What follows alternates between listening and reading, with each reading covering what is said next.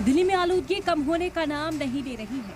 ऐसे हालात हो गए हैं कि अब लोगों का सांस लेना मुश्किल हो गया है। आनंद विहार इलाके में AQI 450 के पार हो चुका है।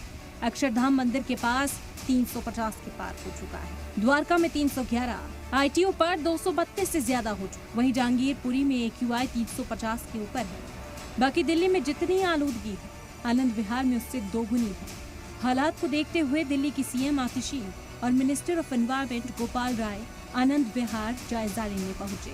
आनंद विहार में इंटरस्टेट बस टर्मिनल है, जहां अलग अलग रियासतों से बसें आती हैं। लिहाजा यहां सबसे ज्यादा पोल्यूशन के लिए दिल्ली सरकार यूपी की बसों पर इल्जाम लगा रही है।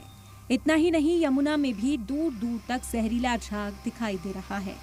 आम आदमी पार्टी उसके लिए भी हरियाणा और यूपी को ही जिम्मेदार बता रही है। हरियाणा अपना अनट्रीटेड एफ्लुएंट यमुना में डालता है। हम किसी पे आरोप नहीं लगाना चाहते, लेकिन ये सच्चाई है कि यूपी अपना अनट्रीटेड एफ्लुएंट इस समय यमुना में डालता है। तो आज से दिल्ली जल बोर्ड एक प्रॉपर ड्राइव वहां पे चला रहा है।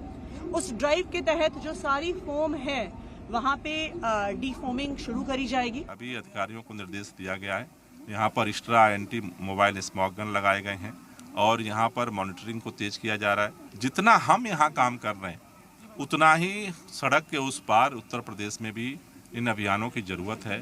तो मैं उत्तर प्रदेश की सरकार से भी बात करूंगा, हम मिलकर प्रयास करेंगे तो मुझे लगता है इसका सकारात्मक परिणाम है। यमुना के पानी पर ही दिल्ली की करीब 40% से ज्यादा आबादी डिपेंडेंट है। यमुना की ये हालत कई सालों से है, मगर सर्दियों की शुरुआत में हालात और खराब हो जाते हैं। कुल मिलाकर दिल्ली वालों को ना साफ पानी मिल रहा है, ना साफ हवा, लेकिन इस मामले में सियासत खूब मिलेगी। दिल्ली की गद्दी पर बैठी आम आदमी पार्टी दोनों मसाइल के लिए यूपी और हरियाणा को जिम्मेदार बता रही है। वहीं बीजेपी आम आदमी पार्टी को जिम्मेदार ठहरा रही है।